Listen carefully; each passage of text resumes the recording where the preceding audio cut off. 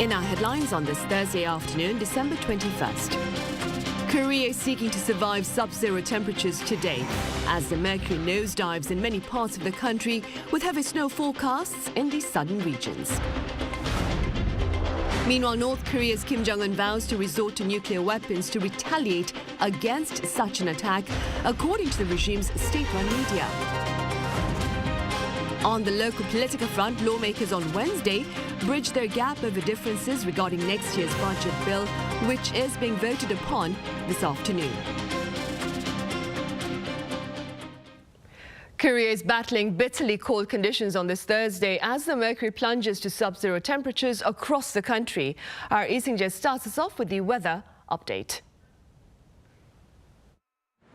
With a cold wave sweeping across the country and heavy snowfall warnings in effect for the west coast of Chungcheongnam-do province and the western Jeolla region, there have been many reports of water meters freezing.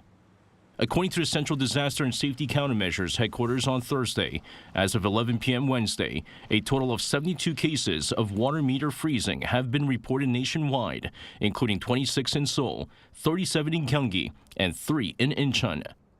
According to the Korea Meteorological Administration, this winter's strongest cold wave is forecast to peak on Thursday and Friday, with temperatures dropping to minus 15 degrees Celsius in Seoul, minus 18 degrees in the northeastern city of Chuncheon, minus 13 degrees in the central city of Daejeon, and minus 6 degrees in the southern port city of Busan.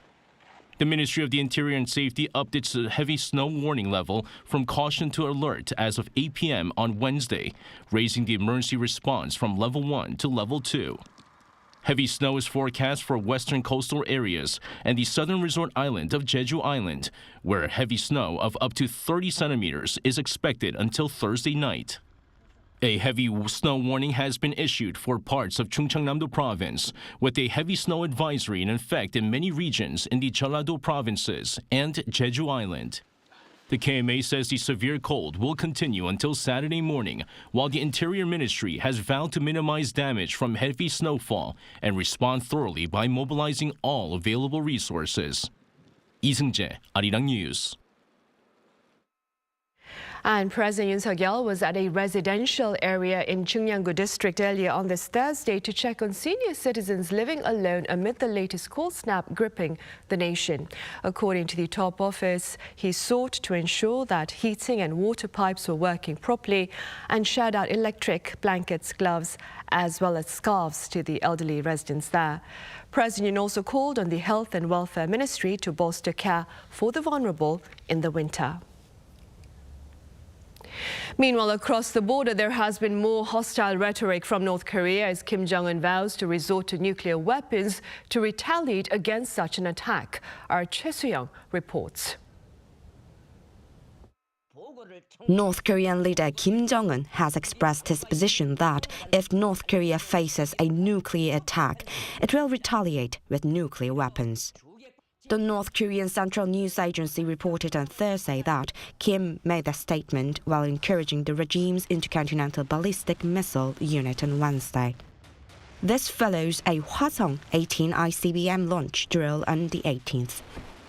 Kim also said that the North's dignity, sovereignty, and national interest could be firmly guaranteed only through strong power.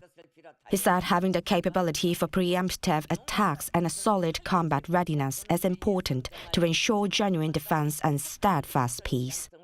Kim Jong-un's sister Kim Yo-jong, who is also the Vice Department Director of the Workers' Party Central Committee, also criticized the recent United Nations Security Council discussion on the North ICBM provocations. In a statement, she expressed regret that the meeting focused only on North Korea's self-defense rights while overlooking provocations from South Korea and the United States. Meanwhile, South Korea and the United States have decided to add nuclear operations exercises to Ulti Freedom Shield, the joint military drills scheduled for August next year. The decision was made during the second South Korea and U.S. Nuclear Consultative Group meeting held in Washington, D.C. on December 15th. On Wednesday's second joint trilateral aerial military exercise by Seoul, Washington and Tokyo included a U.S. B-1B strategic bomber, marking its 13th deployment to the Korean peninsula this year. Choi Soo-young, Arirang News. And Seoul's Unification Ministry has responded to North Korean leader Kim Jong-un's most recent remarks by reiterating an earlier warning shared back in September in response to a shift in Pyongyang's policy on nuclear weapons in its constitution. That is to say, the ministry reaffirmed the regime's fatal end should it choose to resort to the use of a nuclear weapon. The ministry also spoke of efforts to deter such a fate by working closely with its allies Japan and the US and to a broader extent the international community. Also, top diplomats of Seoul, Tokyo and Washington have shared a statement denouncing Pyongyang's most recent ballistic missile testings. The joint declaration released on this Thursday further underscored the danger of unannounced missile launches on civil air and sea traffic. It further called on North Korea to return to dialogue over its weapons of mass destruction. The three officials, for their part, have also vowed to boost efforts to block illicit revenue by the regime to fund its weapons programs. Elsewhere, hopes for a humanitarian halt in combat have been rendered uncertain as Israeli Prime Minister Benjamin Netanyahu reiterates his intentions to fight until all Hamas militants are down. Our Arirang covers his remarks.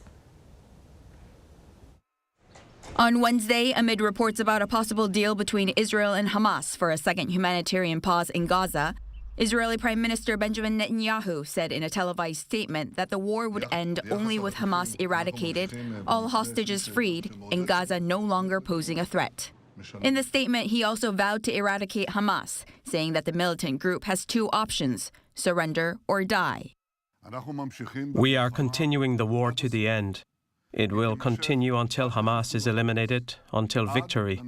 All Hamas terrorists, from the first to the last, are dead men walking. They have only two possibilities: surrender or die. Netanyahu said his defense forces are continuing to strike the militant group with heavy fire, adding that those that help Hamas will also be targeted. Meanwhile, on Wednesday, a UN Security Council vote on a resolution to expand humanitarian aid to the Gaza Strip and ask the UN to monitor the humanitarian aid deliveries there was postponed at the request of the United States. This is the third time the resolution has been delayed. According to Reuters, the vote has been repeatedly postponed due to differences of opinion among members over the text of the draft. The resolution was drafted by the United Arab Emirates with the aim of diluting Israel's control over all humanitarian aid deliveries to some 2.3 million people in Gaza. Currently, Israel monitors the limited humanitarian aid and fuel deliveries to Gaza through the Rafah crossing from Egypt and the Israel-controlled Kerem Shalom crossing. Washington is standing by its tradition of shielding its ally Israel from UN action. The vote on the resolution is now set to take place on Thursday. According to Gaza's health ministry, also on Wednesday, the death toll in the Gaza Strip has surpassed 20,000 since Israel began bombarding the enclave more than 10 weeks ago. The Gaza government's media office says at least 8,000 children and 6,200 women are among those killed. Since the collapse of a 7-day truce on December 1st, the war has entered a more intensive phase. Ground combat had previously been confined to the northern half of the Gaza Strip, but has now spread to cover almost the whole length of the region. Yoon, Arirang News.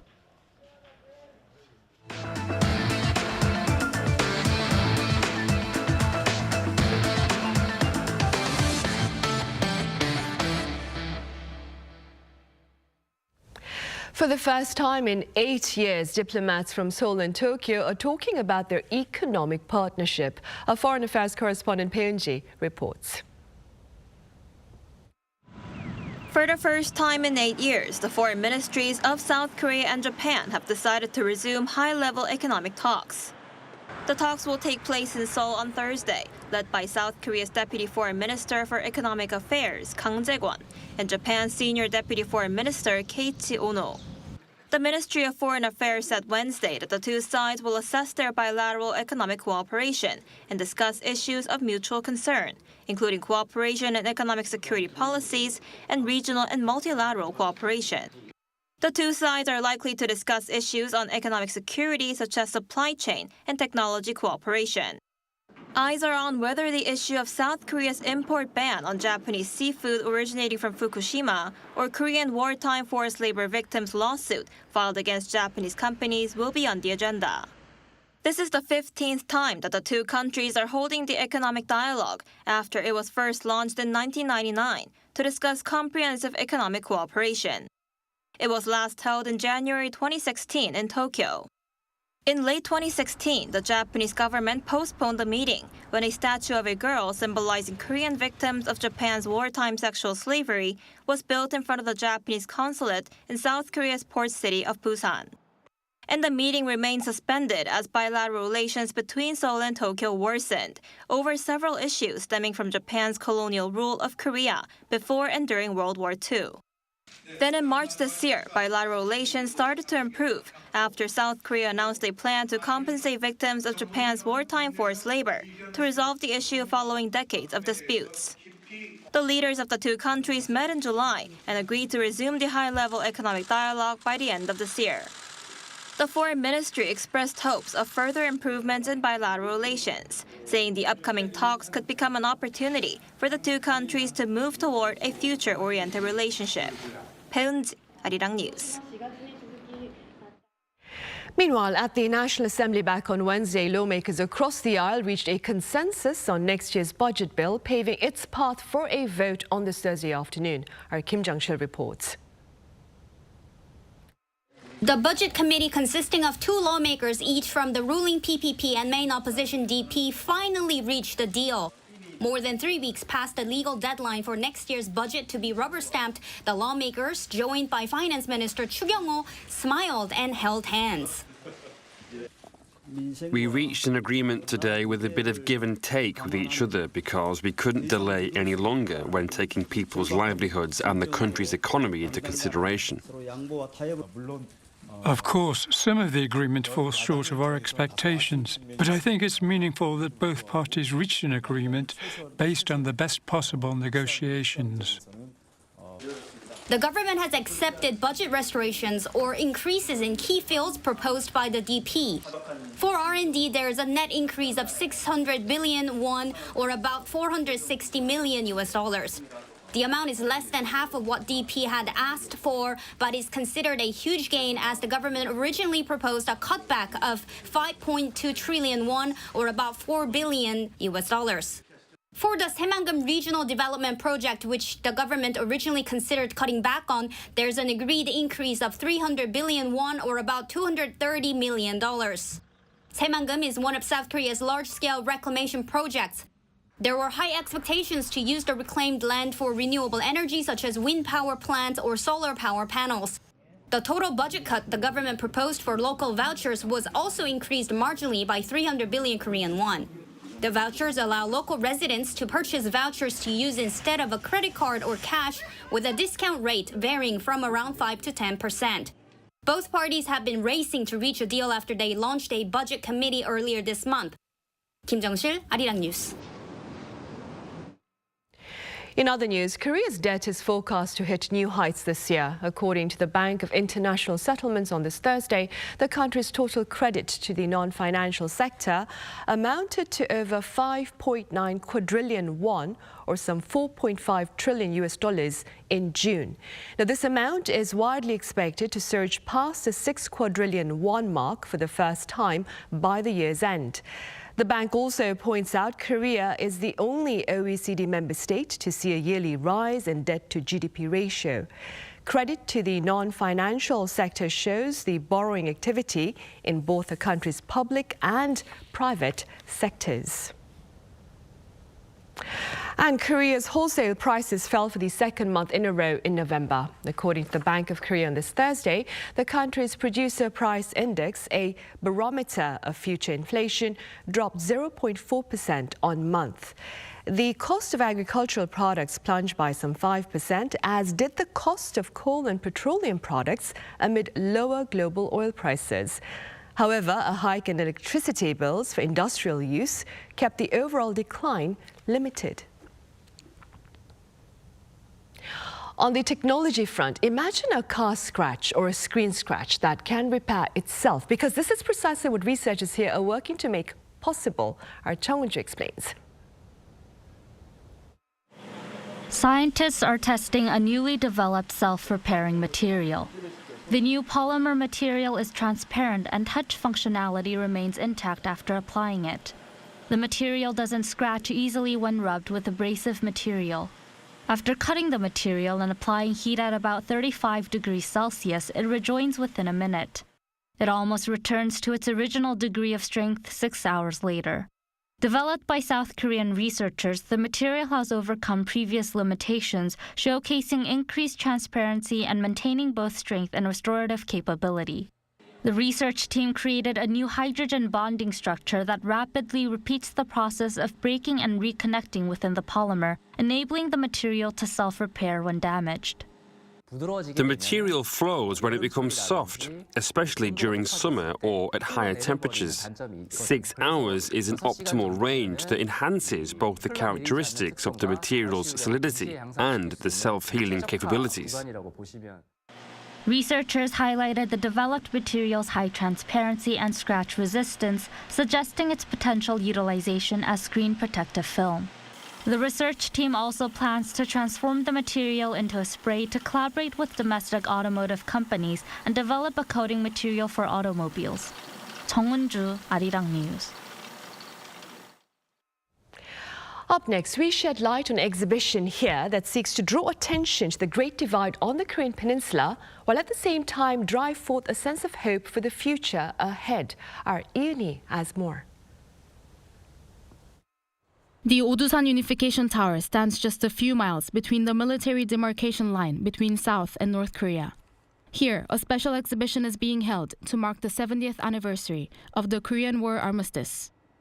Called Division the Vision, and under the theme, The Vision of Unity, it's a collaboration between Gallery Pagyong and the National Institute for Unification Education. The artists in this exhibition all live or work near the border. Living so close to North Korea, each artist reflected the unfortunate reality of being unable to visit. Including myself, it's not easy to remember the reality of division and express our longing for peace in our everyday lives. But I hope this exhibition can inform people about the realities of our division and convey hope of unification in the future. The exhibition presents a special collection of artworks by 6 artists: Lee Dong-chun, Kim Si-hyun, Kim Won-gun, Bae Soo-young, Oh Jae-woo, and Chun So-young. They portrayed the current state of the divided Korean peninsula from their perspectives through various mediums such as paintings, sculptures, photography, installations, and videos. Artist Bae Soo-young presents Peaceful Melody Garden, seeking to establish a connection that goes beyond the physical boundaries of the demilitarized zone. During the Korean War, the DMZ was a fiercely contested area. Countless landmines and explosives remain buried in the ground here. Ironically, these metal remnants coexist with wildlife and plants as the area has been preserved and untouched by human interference. The aim was to fill the space with a peaceful melody symbolizing our collective hope to overcome the challenges we face and embrace a brighter world. I wish for these hopes to spread and to console the souls who have lost family members due to the division. Below, there are warhead containers used to store missiles. They represent the past, present, and the future in their true essence. The exhibition also hopes to dispel long-held biases and misunderstandings that have built up between North and South Korea. Yoon, Arirang News.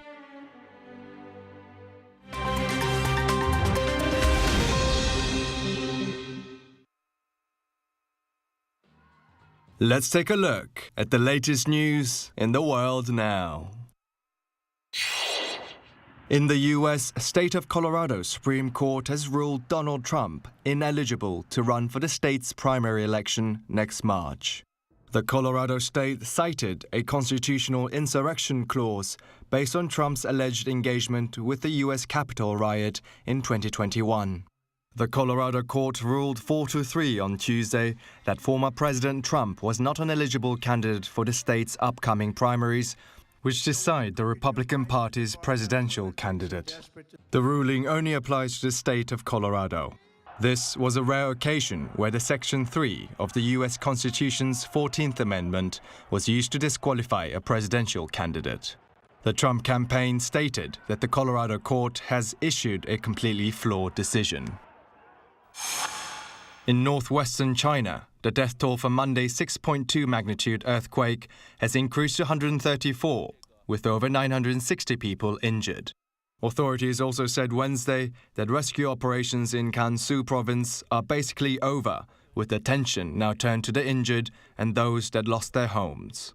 According to state media, rescue teams are still operating in neighboring Qinghai province, where at least 13 people are missing. The media also reported that over 87,000 people have been temporarily relocated. However, survivors are facing sub-zero weather conditions and a shortage of tents. In Gansu, more than 200,000 homes were damaged or destroyed, affecting more than 145,000 people. This is the biggest earthquake to hit China since 2014, when 617 people were killed in Yunnan province. The World Health Organization on Tuesday classified the JN1 coronavirus subvariant as a variant of interest based on its rapidly increasing spread. The JN1 is a subvariant of the Omicron strain, which has been found in many countries around the world, including India, China, the UK, and the United States. The US Centers for Disease Control and Prevention also estimates that the JN1 is now causing about 20% of new COVID-19 infections in the US, while the UK Health Security Agency said around 7% of all COVID infections are of this subvariant. For this year's Christmas weekend, the French capital, Paris, is showcasing its attractions with lights and decorations. During the festive period, the festive illuminations will shine along its famed avenues and in boutique retail windows, from the Eiffel Tower to the Champs-Élysées, providing a warm welcome for both tourists and local residents. The 400 trees along the Champs-Élysées Avenue have been decked out in environment-friendly lights this year until January 7th. Kim Jong-un, Arirang News.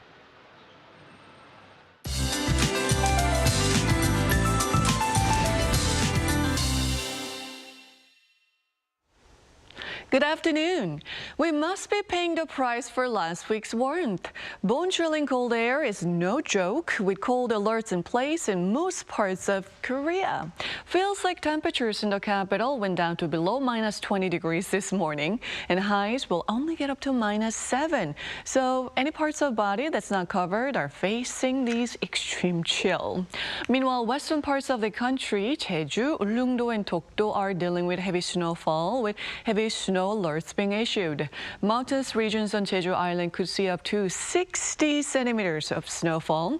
West of Jeollabuk-do province could receive more than 40 centimeters until Friday. Concerns are rising as snowy regions will have sub-zero temperatures all day today. Gwangju topping out at -3 degrees Celsius this afternoon. So please be careful out on the roads and sidewalks, and please take it easy today. It stays this cold through Saturday, then a cold snap should ease for Christmas Eve on Sunday, so stay covered till then. That's Korea for you, and here's a look at the international weather conditions.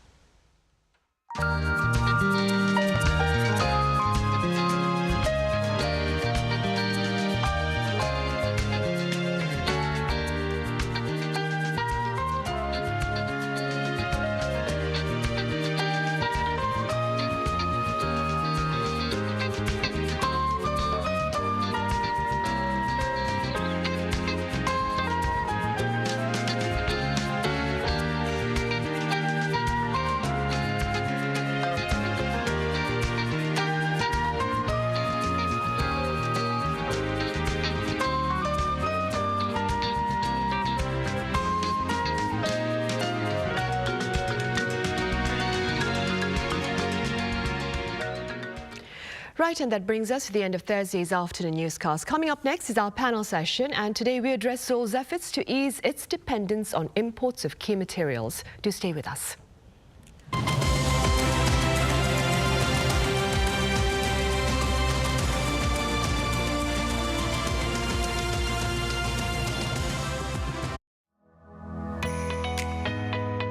Geolite Lumion Company, Ltd specializes in manufacturing retro-reflective materials and heat transfer vinyl products.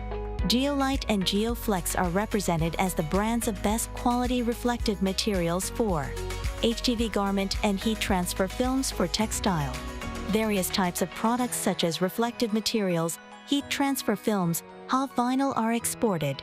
globally not only to Asia but also to America, EU countries, Arabic and African countries.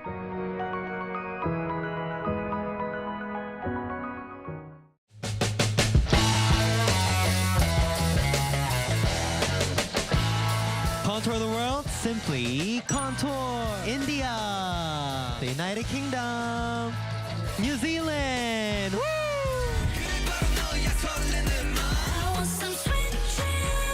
I'm excited. You excited? Of course. Yeah.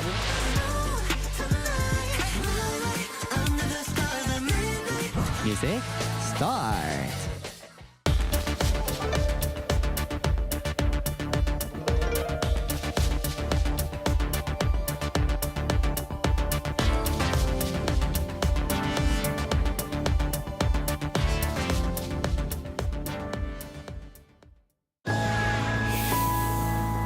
Ireland, like Korea, is a very outward-facing country. Our peoples are curious about the world. Like Irish people, it matters to Koreans that your story is told well, that people understand your values, your culture, your perspectives. Arirang plays a really important role in telling Korea's story to the world and to promoting the Korean brand. This fosters closer friendships between Korea and other countries and enables better cooperation. Resonating with the world, Arirang.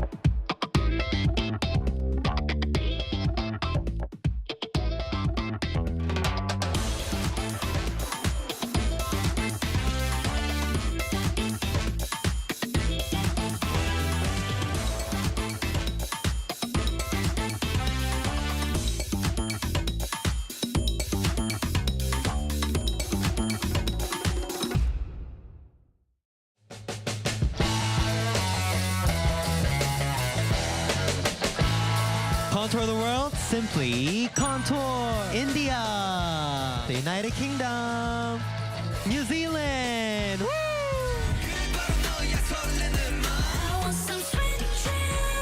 I'm excited.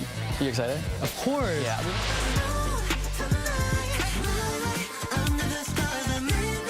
Music, start. Welcome.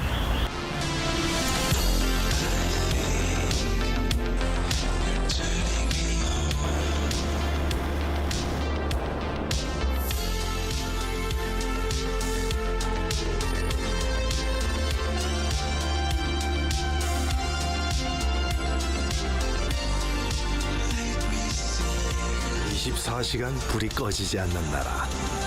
감당할 수 있겠니? 하나, 둘, 셋. Hey, Mr. Cupid,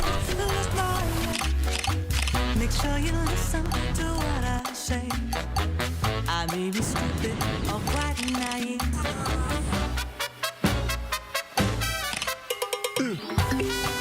끝없이 쏟아지는 포토스팟. 휴대폰 한 대로 감당할 수 있겠니? Arrow straight through my heart.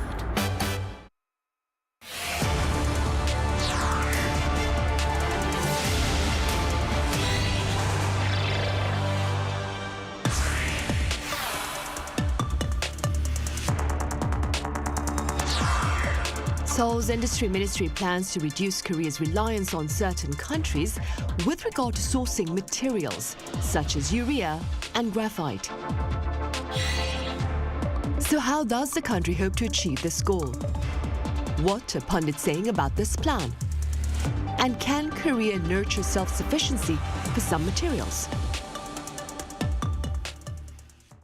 Welcome to yet another edition of Issues and Insiders. I'm Min San-hee. Today we explore Korea's efforts to diversify supply chains to reduce risk factors. For more on this, I have Professor Oh Jun-seok at Sookmyung Women's University live on the line. Professor Oh, it's good to have you on. Thank you for having me. I also have Professor Kim Young-jin at Seoul-Tokyo University with us as well live. Professor Kim, welcome back. Good afternoon. Professor Oh, let's begin with some details about the so-called 30-50 strategy and your thoughts regarding this latest government effort. Thank you, Sunny. The Korean government has decided to lower import dependence on 185 materials to 50% by 2030 in the name of 30-40 strategy. As of last year, Korea's import dependence averaged 70%, with some items exceeding 90%. According to government survey, out of 1,719 items in 2022, Korea depended on China for 930 items, or 54.1% dependency, Japan for 270 items, and the United States for 146 items. No doubt, forming efficient supply chain is top priority. It is, however, true as we experience the importance of resilient supply chain during the COVID-19 pandemic. Nowadays, the degree of risk insulation supply chain could be reflected by the capability for international trade safety. In this vein, the industrial supply chain 30-50 was introduced to strengthen the level of trade safety. 185 supply chain stabilization items were categorized into three main areas. First, high-tech strategic industry group include semiconductors, secondary batteries, displays, biotechnologies, and electronics products. Second, major and new industry groups contains automobiles, shipbuilding, machineries, robots, and aviation. And lastly, basic material industry group has metals, fibers, ceramics, and chemicals. In particular, the government will focus on supply chain of rare gases, silicon wafers, and hydrogen fluoride for semiconductors, and lithium hydroxide, artificial graphite, and separators for secondary batteries. To make it short, 30-50 strategy aims at capability building for a robust supply chain not to be threatened and challenged by trade war. Right, indeed. So the gist of the strategy is to ease dependence on import markets, that is, to less than 50% for 185 items by the year 2030. Now, that being said then, Professor Kim, how effective do you believe this so-called 30-50 strategy will be? Well, as Professor Oh explained well, it is very good to have, the 30-50 strategy to ease the supply problems of critical materials. Although, to me, it is a little bit late. As the saying goes, when you feel it is late, it is the earliest time to do something, right? So we have, experienced a couple of supply chain disruptions, recently related to semiconductor manufacturing and urea solutions. In 2019, Japanese government, banned the export of three key materials to Korea, including fluorinated, polyimide, photoresist, and hydrogen fluoride, which are critical for semiconductor and display productions, and which caused huge trouble to Korean semiconductor industry. Fortunately, it has been lifted this year.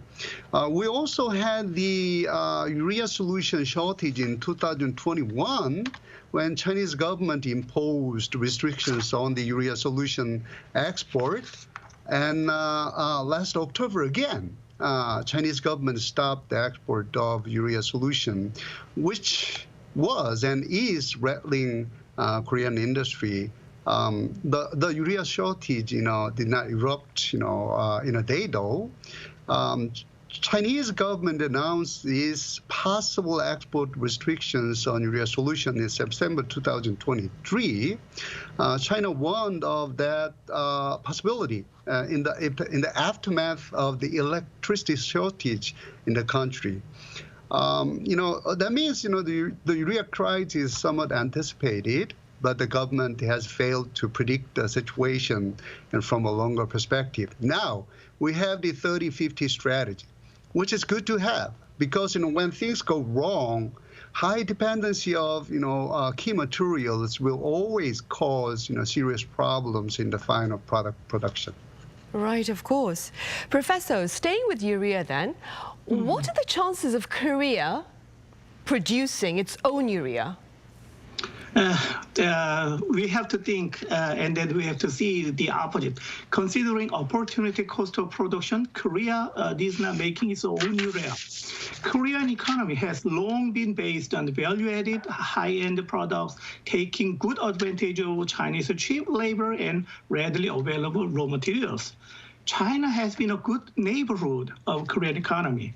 In 2021, as Professor Kim talk about, China might be disheartened that Korean forgot its neighbor. China imposed restrictions on export of urea solution, normally cheap and easy to purchase substance. Korea lay bare the supply chain vulnerability, which has heavily relied on its neighbor, China. Industrial officials said if the current urea export suspension continues by the Chinese authority, it could deal another blow to Korea. What about changing the source of securing urea when its own production is economically inefficient, as Sonny commented? There is a story. International trade characterizes tyranny of distance. Distance makes cost, the longer, the more. Then one makes the resurgence of a supply crunch in 2021 and what could have been the timing of their repetition. Two reasons, basically. First, aftermath of COVID-19, supply chain reformation brought out China manufacturing exodus. Many companies try to make an exit from China in the middle of China-U.S. trade war. China has to prove the identity of its economy in the main of global supply chain, taking this critical role which can never be omitted, nor replaceable. Secondly, this is more important, there has been FTA between Korea and China ever since 2015. As a result, mutually dependent relationship has been tightened economically and diplomatically. Now comes the time of updating and revision of FTA starting from next year, which means China needs time to pump up the negotiation power at the table. It must be the right timing if needed. Right. Hopefully it is the right time next year then. Professor Kim, you talked about the urea shortage that we experienced 2 years ago in 2021. And back then we saw quite a bit of logistics disruption amid the shortage in supplies of urea. Do you see a similar scenario unfolding this year? First of all, the similarity of urea solution ban, export ban, caused huge problems all over the industry, including transportation and also trucking, all that kind of things, right? The difference of the two actions of stopping urea solution export by Chinese government in 2021 and 2023 are a little bit different. In 2021, the export restriction of Chinese government on urea solution export was caused by a diplomatic conflict between China and Australia. Australian government decided to reduce the export of high-quality oil to China, coal to China. That is the main source of urea solution production. In responding to the ban of Chinese government on the import of Australian wood, wine, and copper. At the time, Korea did not, have any diplomatic problem with China, so it could not expect the ban, that sudden ban of urea solution by Chinese government. But the sudden decision on the urea solution export, struck Korean economy in a very, very negative way. However, the decision of Chinese government on the ban of the urea solution export this year, is a little bit, different because, they experience kind of shortage of the electricity in the country, and also it could be expected. That means, Korean government had time to prepare for the incident. As a matter of fact, according to Korean government report, Korea has 4-month inventory of urea solution in reserves, which is good. So we do have some stockpiles, of course, then. Professor, earlier this week, working-level officials from South Korea and China held talks here in the capital city for the first time to address supply chain-related matters. Could you tell us a bit about their discussions and, of course, their broader implications? From economic perspective, there's faintest reason that China makes this threat of supply chain disruption. It might be an incredible threat because China challenges for a painstaking game rather than gain-sharing game. Therefore, it should be handled and solved diplomatically within the framework of trade negotiation. Korea and China discussed details on operating the bilateral so-called hotline. We could make a forecast of diplomatic steps afterward, step 1, 2, and 3. Step 1, recognition of trade issues. Step 2, understanding mutual necessity of cooperation. And finally, organizing a permanent channel or committee based on mutual respect and prosperity. Now, let's take a double look at the track record. The last time China restricted the urea export in 2021, Korea suffered major disruption to its logistics network. In 2023, as Professor Kim talked about, China's customs authority blocked the export of Chinese urea to Korean companies, but have yet to provide any explanation. Step 2, recognition stage has passed. In a way to handle this kind of issues, the working level talk were held in Seoul after reaching a consensus on the issues when trade minister met in Beijing. During the meeting, the two nations discussed the details of the hotline as well as other pending issues, understanding the mutual necessity stages. Implication of the track record might be like this. The latest move raised concern as Korea suffered a major supply crunch. While Korea has been making efforts to stabilize the supply of key material imports, it is apparent for Korea to need China as a major trade partner. In this end, for the sake of mutual prosperity, by raising trade issues, China wants to verify economic cooperation and negotiation between two countries. Right, and staying, of course, with trade issues between these two countries, Professor Kim, graphite imports, I believe, are also a concern for Korea as over 90% of its graphite imports come from neighboring China. What more can you tell us? Right, there's always China, right, which causes big problem for our, key material supplies. As you mentioned, Korea is facing growing graphite shortage, and may have to seek out alternative sources other than China. Graphite is commonly used in battery anodes of electric vehicles, and everybody knows that. And unfortunately, over 90% of South Korea's graphite import came from China between January and September this year. That's amazing, right? So China's export curve on graphite, which will take effect this month, will affect the capacity of the battery production of Korean companies. China has credited this kind of move as an effort to protect national security. I think Korean government also need to act just like China. We have to do something to protect our national security, to secure all this kind of key materials. As I don't know, we may produce those kind of materials on our own, or we may have to have sources from other countries, and then diversification is the key for this act. Right, indeed, diversification is the key. And yet, Professor O, pundits do claim, of course, that China remains the preferred import market because of its low price tags.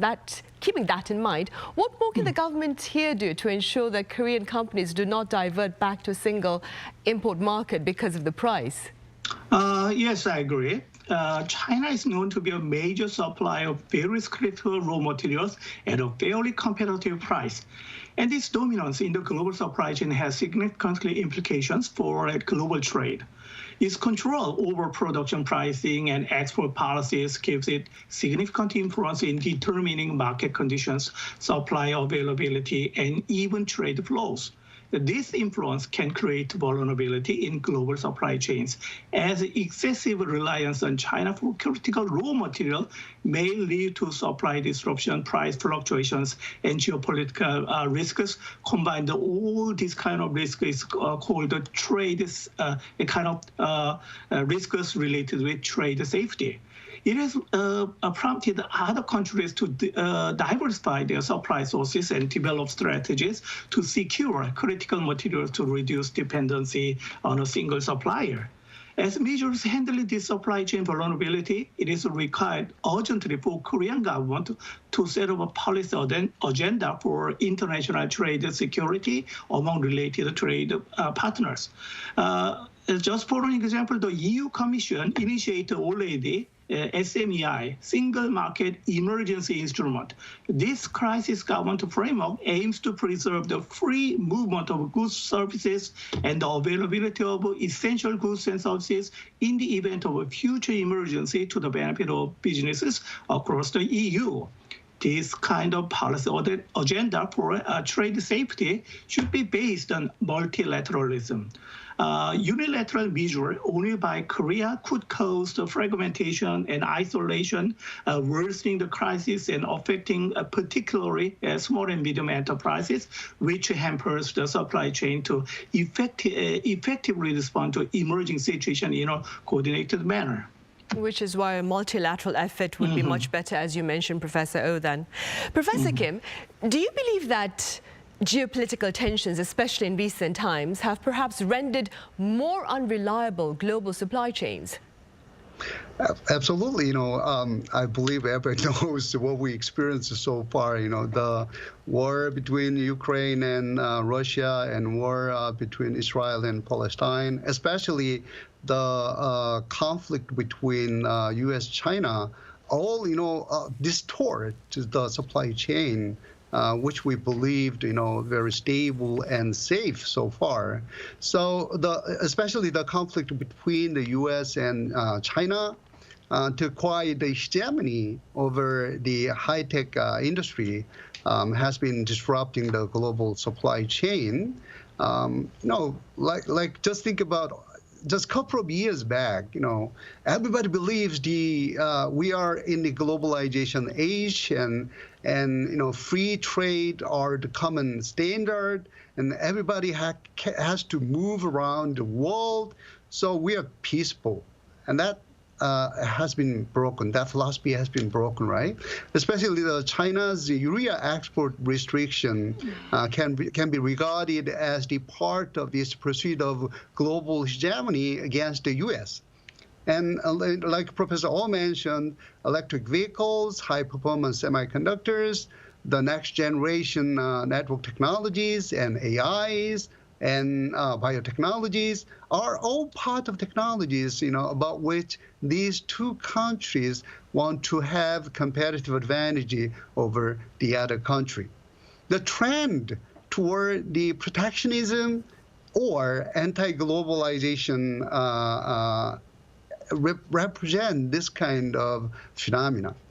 In addition to that, the wars between Israel and Palestine, Russia and Ukraine may distort the supply chain, more and more for key materials and also food. I was very surprised, we have actually one key material imported from Israel, and it's over 90%. So this way, these geopolitical issues have distorted every single aspect of global supply chain. Right, and keeping in mind what Professor Kim has just said, Professor Oh, do you suppose prolonged conflict and protectionism would work as negative factors to Korea's growth in the new year? Definitely, yes. The talk show still moving. Korean economy is projected to experience 1.5% growth in 2023. But in 2024, there is an obstacle to accelerate the exports growth. We have to see the market side. The pace and timing of semiconductor, that is the key to make a growth of Korean economy. Should the anticipated recovery in semiconductor demand not materialize, the resurgence of Korean economy in 2024 could be postponed. In addition to sustain the higher interest rate, potential disruption in financial market, it is also a point of contention due to rising credit risk could delay the global economy and subsequently hinder Korean export performance in 2024. More than anything else, it is quite certain that top risk factor of concern might be the prolonged war, as Professor Kim commented about Russian-Ukraine crisis, Hamas-Israel crisis. It casts a dark shadow. Korean economic growth could further decelerate if the situation deteriorates, causing a surge in grain and energy prices, or if financial market destabilize due to persistent high interest rate in major economies. And against that background of concerns, Professor Kim, let's end on a positive note then. What factor do you believe will fuel economic growth for Korea in the year 2024? Well, Professor already explained the semiconductor issue and the interest issue. I may want to go a little bit, different one to add to that. First of all, we have to keep in mind, that Korea relies on export for its economic growth. For better performance in export, we have to develop more innovative product and services, which can allow some extra margins to Korean companies. But unfortunately, now at the moment, Korea, export relies on only like a 5 or 6 or, just small number of key product. So we have to also diversify the items or product, exported. So both government and companies invest more resources in R&D and innovation. And also, as we all know, South Korea suffers lack of, supplies for key materials. So the diversification of import sources of key materials will be very, very important for economic growth of South Korea. Korean government, together with companies, need to secure stable sources for the materials. Secondly, Professor Oh mentioned, due to high interest rate, both Korean household and companies may experience quite, difficult liquidity problem next year. Managing this liquidity problem in a very smart way will be another key for the economic growth of Korea.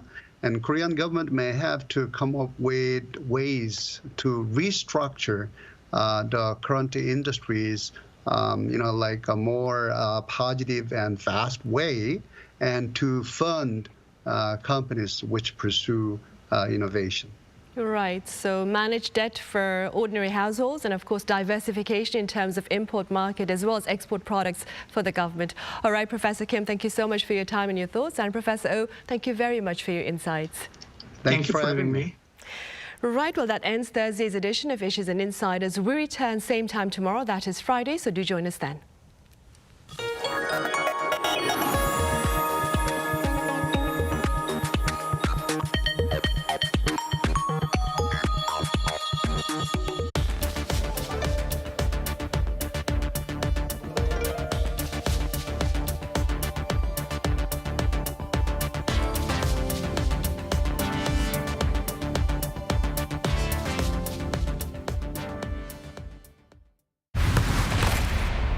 Korea.